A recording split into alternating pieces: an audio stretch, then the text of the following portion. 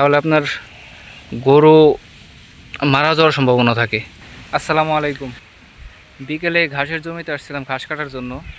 তো এসে কিছু বিষয় লক্ষ্য করলাম, যেগুলোর মধ্যে কয়েকটা বিষয় অত্যন্ত গুরুত্বপূর্ণ, যেগুলো প্রত্যেকটা খামারি জানা অতীব জরুরি। তো বিষয়গুলো জানার আগে সবার কাছে একটি রিকোয়েস্ট, যারা ভিডিওটি ইউটিউব চ্যানেল থেকে দেখছেন তারা অবশ্যই ইউটিউব চ্যানেলটি সাবস্ক্রাইব করে দেবেন এবং বেল আইকনটি অন করে দেবেন। আর যারা ফেসবুক পেজ থেকে দেখছেন তারা অবশ্যই ফেসবুক পেজটি ফলো করে দিবেন, যাতে পরবর্তী ভিডিওগুলো সবার আগে পৌঁছে যায় আপনার কাছে। তো চলুন ভিডিওটি শুরু করা যাক। এই যে দেখতে পাচ্ছেন আমাদের ঘাসের জমি। তো অতিবৃষ্টির কারণে জায়গায় জায়গায় অনেক পানি জমে গেছে।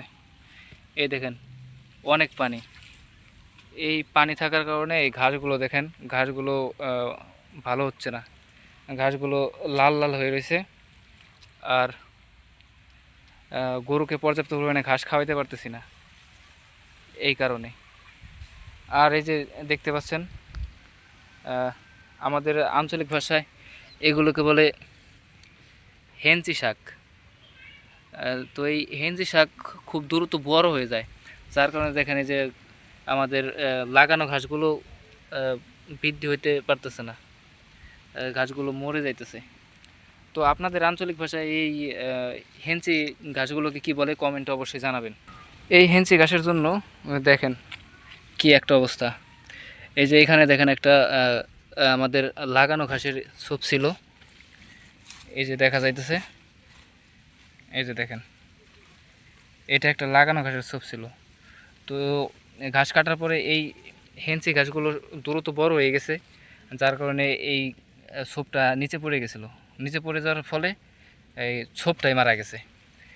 এরকম অসংখ্য ছোপ আছে দেখেন। এই দেখেন এই যে একটা ছোপ, এটাও একটা বড় ছোপ। এই দেখেন এই ছোপটাও মারা গেছে।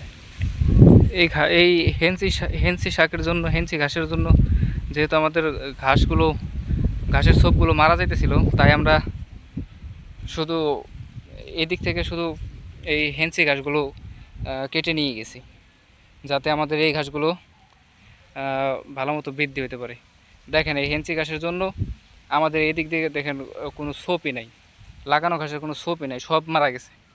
এই যে এই যে দেখেন এই যে একটা মারা গেছে, এই যে আর একটা, এটা মারা গেছে। এই দিক দিয়ে দেখেন পুরোটাই ফাঁকা, সম্পূর্ণ জমিটা ফাঁকা হয়ে গেছে এই হেঞ্চি ঘাসের জন্য। এই দিক দিয়ে কাটতে কাটতে আমরা কিছু দূর আগায় গেছি।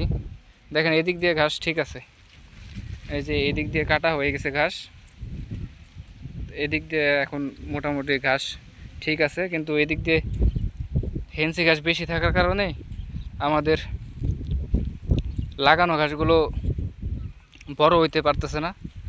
এই সার ওষুধ যাই দেই ওগুলা হেঞ্চি ঘাসে আগেই গ্রহণ করে নেয়, যার ফলে আমাদের এই ঘাসগুলো দেখেন একটা একটা ঘাস। এই যে এই ছোপটার মধ্যে শুধু একটা ঘাস রয়েছে, আর সবগুলো মারা গেছে। এদিকে দেখেন, এইখান থেকে দেখেন অনেক ঘাস মারা গেছে, ফাঁকা ফাঁকা হয়ে গেছে সব। তো এখন যে গুরুত্বপূর্ণ যে বিষয়গুলো সেটা এখন জানাবো। গুরুত্বপূর্ণ বিষয় যেটা ওইটা জানাবো। তো চলেন দেখাই সেই বিষয়টা কি। এটা প্রত্যেকটা খামারের জানা খুবই প্রয়োজন, খুবই খুবই প্রয়োজন। না হলে আপনার খামারে আপনি ক্ষতিগ্রস্ত হয়ে যাবেন। আপনাদেরকে গুরুত্বপূর্ণ যে বিষয়টা জানানোর কথা বলছিলাম সেটা হলো, এই যে এখানে দেখেন, এই যে দেখেন এই যে একটা গাছ দেখা যাচ্ছে, অনেকে হয়তো বা চিনবেন। এটা আমাদের আঞ্চলিক ভাষায় বলে হলো বনলঙ্কা। এটার একটা বিটগুটে গন্ধ আছে। আর এটা হলো আপনার আপনার বিষাক্ত কয়েকটা ঘাসের মধ্যে অন্যতম একটা। এটা যদি আপনার গরু বেশি পরিমাণে খেয়ে ফেলে, তাহলে আপনার গরু মারা যাওয়ার সম্ভাবনা থাকে। তো সবাই যারা খামারি আছেন তারা অবশ্যই এই ঘাসটাকে এড়িয়ে চলবেন।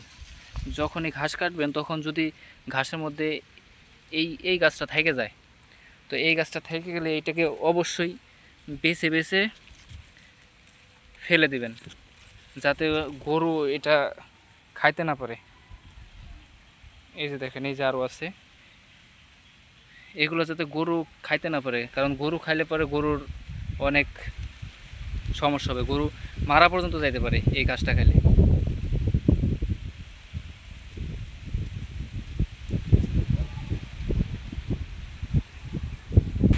এদিকে দেখেন, এদিকে আরও আছে। এই যে দেখেন, এইখান দিয়ে অনেক, আমাদের এই অঞ্চলে অনেক হয় এই ঘাস, এই ঘাসগুলো অনেক হয়।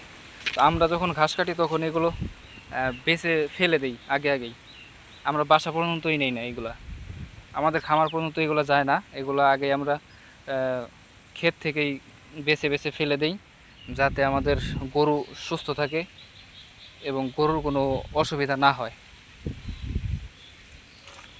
তো সবাই চেষ্টা করবেন যাতে এগুলো গরুর পর্যন্ত না যায়, গরু না খায়। তো এই ছিল আজকের মতো। আশা করি যারা ভিডিওটা দেখেছেন তারা অল্প কিছু হলেও উপকৃত হতে পেরেছেন এবং সামান্য কিছু হলেও গুরুত্বপূর্ণ তথ্য পেয়েছেন। তো এমনই সব খামারের খুঁটিনাটি গুরুত্বপূর্ণ তথ্য পেতে অবশ্যই ইউটিউব চ্যানেলটিকে সাবস্ক্রাইব করে দেবেন এবং বেল আইকনটি অন করে দেবেন। আর যারা ফেসবুক পেজ থেকে দেখছেন তারা অবশ্যই ফেসবুক পেজটিকে ফলো করে দেবেন, যাতে পরবর্তী ভিডিওগুলো সবার আগে পৌঁছে যায় আপনার কাছে। ধন্যবাদ।